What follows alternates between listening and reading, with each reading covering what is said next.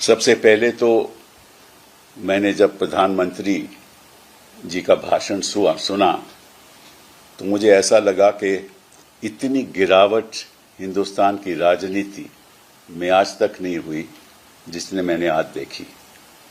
प्रधानमंत्री जी prime minister के नाते एक लगता था कि कई इलेक्शन रैली में अपना भाषण दे रहे हैं और उनको भी मालूम है कि अभी इलेक्शन जारी है, 2 जगह इलेक्शन होनी है और इसके बावजूद उन्होंने एक इलेक्शन स्पीच की और वो भी ऐसी स्पीच जिससे लगा कि हिंदुस्तान के प्राइम मिनिस्टर ही बोल रहे हैं, हिंदुस्तान के बीजेपी के लीडर नहीं बोल रहे। ये दुर्भाग्य है हमारे देश का कि ऐसे लोग प्रधानमंत्री के पद में बैठे हुए हैं। मैं उनका आदर तो करता हूं, लेकिन उनके जो भाषण है उसका मैं विरोध करता हूं। मुझे मालूम है कि चीफ इलेक्शन कमिश्नर या कोई और संस्था इसके बारे में कुछ भी नहीं कहेंगे, क्योंकि आज के दिन जो संस्थाएं हैं वो इनके कब्जे में आ चुकी हैं। अब इन्होंने ऐसी ऐतिहासिक बात कही जिससे मुझे दुख लगा कि मुझे तो मालूम है कि थोड़ा बहुत इतिहास में जानता हूं, शायद प्रधानमंत्री जी ज्यादा जानते हों, लेकिन उनको याद करा दूं। प्रधानमंत्री जी, आपको याद होगा कि 1996 में पहली बार विमेन्स रिजर्वेशन बिल आया और उसमें 33%। प्रधानमंत्री जी ने 40 साल पहले की बात की, लेकिन इनको ये नहीं मालूम कि पहली बार जो बिल पेश हुआ था 1996 में बात हुआ था, तो इनको तो इतना इतिहास भी नहीं मालूम। उस समय किसने विरोध किया था प्रधानमंत्री जी, आप बताइए मुझे, थोड़ा कुछ याद है आपको? उसमें आप लोगों ने विरोध किया था और क्यों किया था ये भी याद है आपको? इसलिए किया था कि उस बिल में आपने कहा था कि यह कोटा ओबीसीज का शामिल नहीं है। तो पहला सवाल आपसे पूछना चाहता हूं, ये जो आप संशोधन लाए थे इसके बारे में अभी बात करूंगा, इसमें क्या ओबीसी का कोटा आपने दिया था? इसमें क्या ओबीसी का कोटा है? उस समय आप विरोध नहीं करते तो बिल तभी पास हो सकता। दूसरी बात, आपको मालूम था कि इस लोकसभा में आपके कितने लोग हैं बीजेपी के? 240 और सहयोगी दल से मिलाकर 293। तो आपको मालूम था कि बिल लाओगे वो तो पास होगा नहीं, तो आपकी मंशा क्या थी? आपकी मंशा पास करवाने में नहीं थी, कभी भी नहीं रही, इतिहास में कभी भी नहीं रही। आपकी मंशा थी ऐसे भाषण से लोगों को ऐसे रास्ते पे चलने की जिससे लोग आपकी असत्य बातों पर विश्वास करने लगे। यह असलियत है। तो पहली बात, 1996 में पहली बार बिल पेश हुआ और भाजपा ने अपोज किया, भाजपा ने उसको विरोध किया और इसलिए वो पास नहीं हो पाया। दूसरी बात, 298 2004 में फिर बिल पेश हुआ, उस समय आप सत्ता में थे और फिर जो हमने कहा, मुझे खुद याद है क्योंकि मैं खुद पार्लियामेंट में था 2004 के बाद, मुझे याद है 1998 में भी मैं पार्लियामेंट में था, राज्यसभा में। फिर मुझे याद है हमने उठकर कहा कि आप क्यों इन सहयोगी इन छोटी पार्टियों से डरते हो, हम आपके साथ हैं। भाजपा और हमारी पूर्ण बहुमत थी, बिल पास हो सकता था, इन्होंने पास नहीं किया। इससे कि जो समाजवादी पार्टी थी, आरजेडी थी, वो कोटा चाहती थी, तो उसके प्रति इन्होंने कहा कि चलिए छोड़ देते हैं बिल। इनकी कभी मंशा ही नहीं थी बिल पास करने की। ये 1998 2004 की बात कर रहा हूं। फिर 2008-10 में बिल पास हुआ राज्यसभा में, हम सत्ता में थे, लेकिन लोकसभा में पास नहीं हो गया, इन्होंने विरोध किया। तो जब जब हमने प्रयास किया बिल पास करने का, भाजपा विरोध करती रही और जब जब ये सत्ता में थे और हम सहयोग दे रहे थे, तब से ये बिल नहीं पास कर रहा है। तो झूठ कौन बोल रहा है और सच कौन बोल रहा है, ये तो देश की महिलाओं को पता चल जाएगा। जिस पार्टी को मालूम है कि ये बिल पास ही नहीं होना, तो बिल लाए क्यों भैया? तुम लाए क्यों? और दूसरी बात मैं इनसे पूछना चाहता हूं कि 2023 के संशोधन में, संविधान के संशोधन में सर्वसहमति के पास हुआ बिल, और उस सर्वसहमति के पास होने के पश्चात आपने देश को वादा किया कि 2026 के बाद जनगणना होगी, जनगणना के बाद डिलिमिटेशन होगी, और डिलिमिटेशन के बाद विमेन रिजर्वेशन होगा। ये आपका संवैधानिक कर्तव्य था, लेकिन उसके पीछे आप हट गए क्योंकि आपको मालूम है कि आप जनगणना कराना नहीं चाहते, क्योंकि जनगणना से पता चल जाएगा कि ओबीसी की कितनी संख्या है, शेड्यूल कास्ट, शेड्यूल ट्राइब की कितनी संख्या है, फिर उनको कोटे देने पड़ेंगे, और भाजपा हमेशा इनके खिलाफ रही है। यह असलियत है आपकी। आप नहीं चाहते कि 2026 के बाद जनगणना हो, इसीलिए बिल लाए। पता था आपको कि हार जाएंगे आप, इसलिए आपने एक भाषण देने की वजह से बिल लाए, ताकि इलेक्शन के दौरान आपको राजनीतिक फायदा हो जाए। लेकिन प्रधानमंत्री जी, शायद राजनीति में बैठे हुए लोग सच नहीं जानते, लेकिन इस देश की जनता सच जानती है। खासतौर पे इस देश की महिलाएं सच जानती हैं। आपने कहा कि जब भी रिफॉर्म, सोशल रिफॉर्म हुआ या कोई भी रिफॉर्म हुआ, हमने इसका विरोध किया। मुझे एक बताइए कि कौन से रिफॉर्म पे हमने विरोध किया? एक का उदाहरण दे दीजिए। रिफॉर्म तो हमने किया। जब नरसिम्हा राव जी प्रधानमंत्री बने तो राजनीति में जितना रिफॉर्म उस सरकार ने किया और उस सरकार ने शुरुआत की, वो हिंदुस्तान के इतिहास में नहीं हुआ। हर सेक्टर हमने खोल दिया, प्राइवेट हो, टेलीकॉम हो, माइनिंग हो, हर सेक्टर।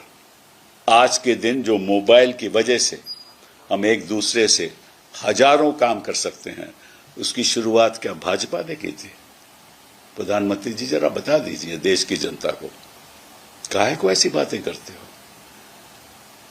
अब अगर भाजपा की हैसियत से बोलते तो मैं कह भी देता कि आप झूठ बोल रहे हो, लेकिन आप मेरे प्रधानमंत्री हो, मैं ये कह भी नहीं सकता कि आप झूठ बोल रहे हो। अच्छा भी नहीं लगता। और कौन सा रिफॉर्म आपने किया?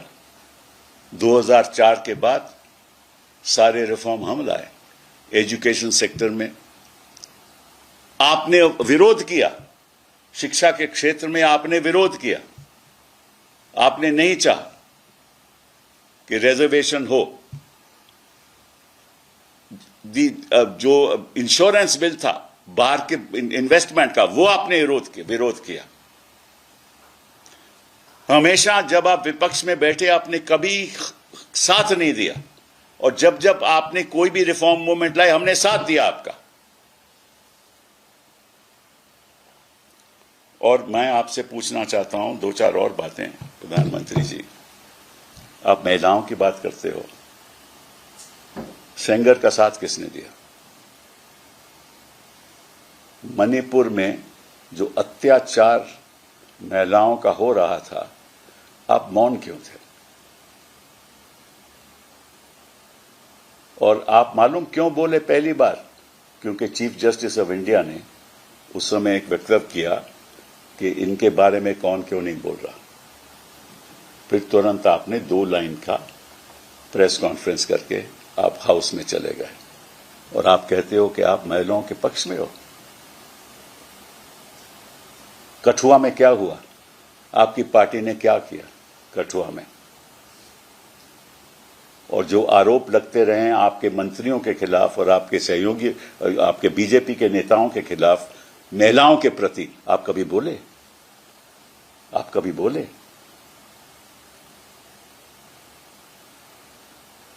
कभी नहीं बोले।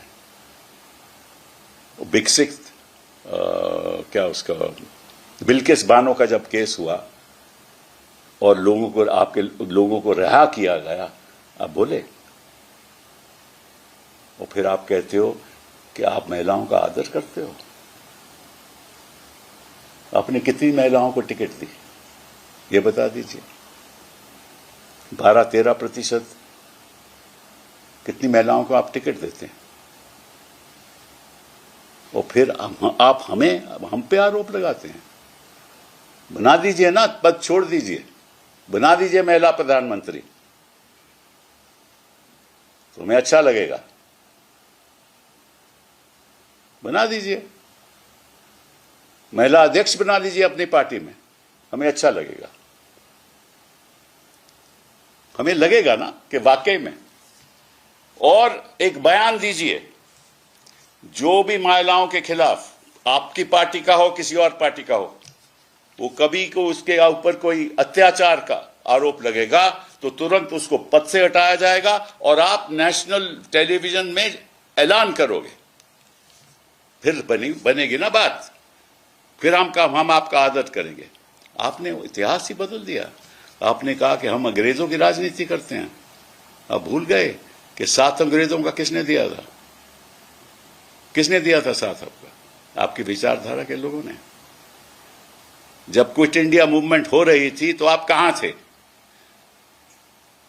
आपकी विचारधारा के लोग कहां थे? गांधी की हत्या किसने की? गॉडसे के बुत कौन बनाता है? और जब मैं पार्लियामेंट में बोलता हूं कि उठ के खड़े होकर कहो कि गॉडसे टेररिस्ट था, तो आप लोगों की हिम्मत नहीं है कहने की वो टेररिस्ट था। और आप टेररिज्म की बात करते हो। सैक्रिफाइस किसने किया? इंदिरा गांधी ने किया, टेररिज्म से लड़ते लड़ते। राहुल गांधी शहीद हो गए, राजीव गांधी से शहीद हो गए, I am sorry, Rajiv Gandhi शहीद हो गए। इज दिस आप टेररिज्म से लड़ सकते हो? आपकी तो हिम्मत नहीं है। ट्रंप आकर कहता है कि समझौता हमने करा, सीजफायर हमने करा, तो आप चुप हो। वहां अत्याचार हो रहा है गाजा में, तो आप चुप हो। 2 स्टेट थियरी जो इतिहास में हम स्वीकार करते हैं, उस पे आप चुप हो। जो 72,000 लोग मारे गए, उस पे आप चुप हो।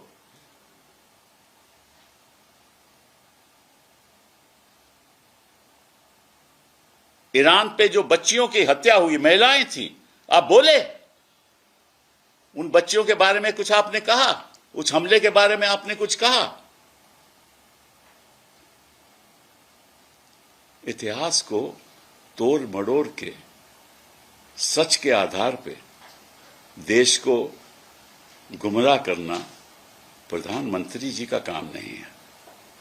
ये एक क्या बोलते हैं ना कि सड़क के कोने पे भाषण देना ठीक है, लेकिन देश के प्रधानमंत्री होते हुए ऐसा भाषण देना ठीक नहीं है। आप प्रधानमंत्री जी हो तो हम आपकी पूरी आदत करते हैं, क्योंकि आप उस पद पे बैठे हुए हो। लेकिन एक बात आप याद रखना, अभी तो आपकी 240 सीट आई थी ना, 224 में 229 का इंतजार करो ना। महिलाएं आपको वोट करेंगी, क्योंकि देश की जनता आपकी राजनीति को पहचान चुकी है। झूठ बोलना किसी का हक नहीं है।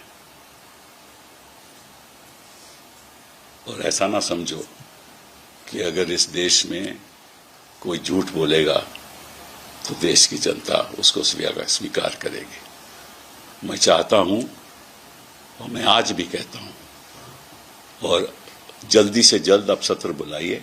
और ये बात हमने अभी इस बहस में की, 543 लोग पार्लियामेंट में हैं, सत्र बुलाइए, 33% महिलाओं के लिए आरक्षण कीजिए, और कांग्रेस पार्टी और सारे विपक्षी दल आपका साथ देंगे। लेकिन आप में हिम्मत नहीं है। आप आरक्षण नहीं चाहते महिलाओं के लिए, आप केवल विवादित भाषण देके आरोप लगाना चाहते हो। आरक्षण वही देगा महिलाओं को जिसके दिल में महिलाओं के प्रति सम्मान होगा, रिस्पेक्ट होगी।